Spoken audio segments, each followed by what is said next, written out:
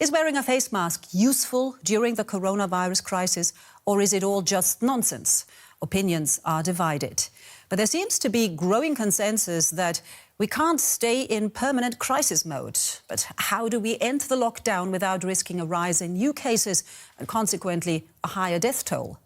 Could compulsory face mask policies be the answer? Well, in a moment, we'll talk to an expert from the WHO. But first, this report. Not all respirator masks are created equal. We can generally distinguish between three main types. So-called filtering face piece, or FFP masks, fit snugly around the nose, mouth, and chin and filter out the tiniest airborne particles. The most effective type lets no viruses in or out.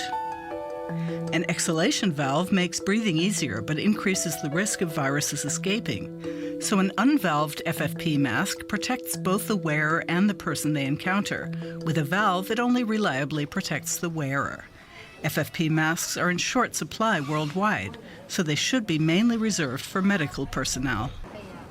A mask that's often seen nowadays is this simple protective facepiece for the mouth and nose. Known as a surgical mask, it consists of several layers of paper or non-woven fabric with a thin wire to make it fit over the nose. When the wearer coughs or sneezes, the surgical mask blocks the large droplets. But on inhalation, air also flows in over the sides. That means it mainly protects others from infection rather than the wearer. Once the mask is wet from breathing after 8 hours wearing time at the most, it has to be discarded. In the COVID-19 crisis, professionally manufactured masks are in short supply. That's led to a flourishing cottage industry in DIY masks. Whether using handkerchiefs, t-shirts, or vacuum cleaner bags, people all around the world are revving up their sewing machines.